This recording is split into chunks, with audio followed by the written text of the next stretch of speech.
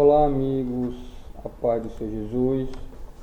Quero comentar aqui a Bíblia no capítulo de número 24, no Evangelho de Mateus, no seguinte trecho: E ouvireis de guerras e de rumores de guerras, olhai, não vos assusteis, porque é necessário que isso aconteça, mas ainda não é o fim. Portanto, se levantará nação contra nação e reino contra reino, e haverá fomes e pestes e terremotos em vários lugares.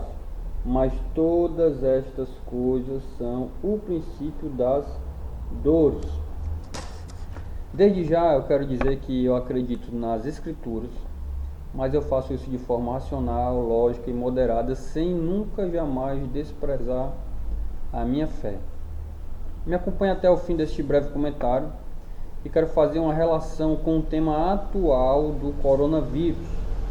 Você vai ouvir e tirar suas conclusões.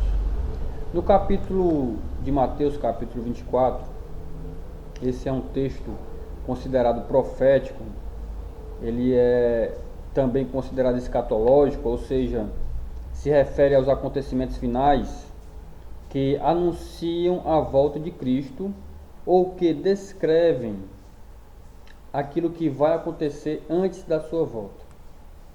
Essa descrição é a cada dia que passa mais fácil de entender. São profecias que se encaixam perfeitamente nos acontecimentos atuais, como por exemplo, na atualidade nós temos guerras, como na Síria, Iêmen, Afeganistão e Ucrânia. Temos rumores de guerras na Coreia do Norte, Irã, Turquia, Israel, Gaza, Venezuela e muitas outras, incluindo guerras civis recentes como Nigéria, Líbia, além da mortandade de jovens no Brasil com as facções que estão de norte a sul. Além de consideráveis aumentos no número de terremotos, sem contar os terríveis tsunamis. Mas para ser muito breve, quero extrair apenas umas poucas palavras desses versículos que eu li agora há pouco. Fome e pestilências. No Evangelho de Lucas, Dr. Lucas, no capítulo 21, no versículo 11, ele faz a mesma combinação de Mateus 24, versículo 7.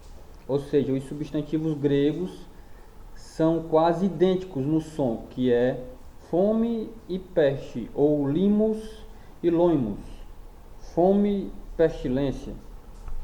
É claro que o coronavírus não é a primeira peste ou a primeira epidemia do mundo, nem sequer a mais mortal, pois a tuberculose em menos de 2 séculos matou incrivelmente quase 1 bilhão de pessoas, além da peste negra, a varíola, o ebola, a AIDS, que fizeram milhões e milhões de vítimas.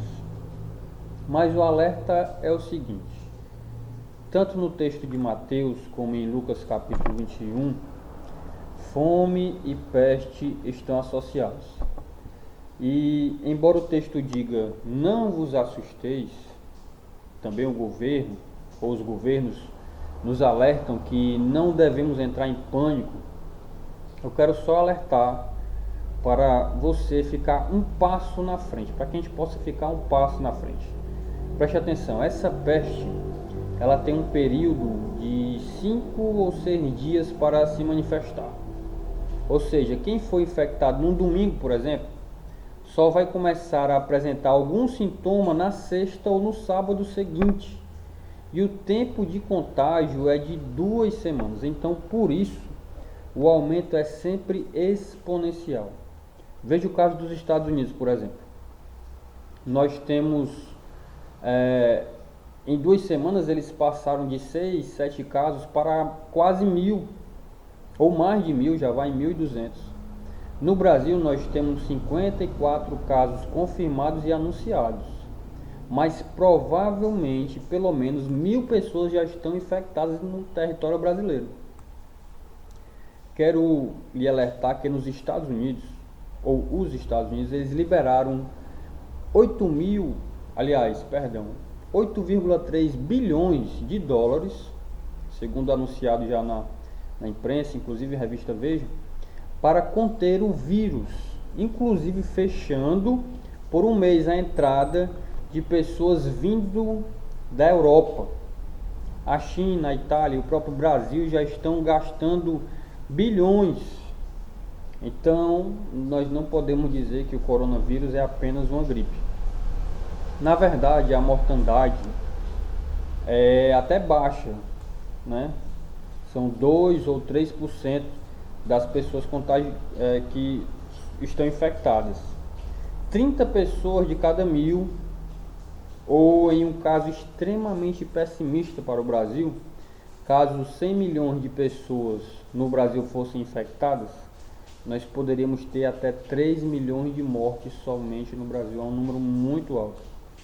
Então, voltando um pouco ao texto inicial, esse vírus, ou essa peste, ele impacta a economia, ou seja, como jogos são cancelados, shows, trens deixam de circular, então vendedores ambulantes, cambistas, transportes alternativos, e assim vai acontecendo um efeito dominó. Na Itália, que neste momento o país inteiro está em quarentena, ou seja, 60 milhões de pessoas, inevitavelmente isso começa a afetar a compra e a venda de mercadorias. Então começa a faltar comida, e o que pode levar à fome de muita gente.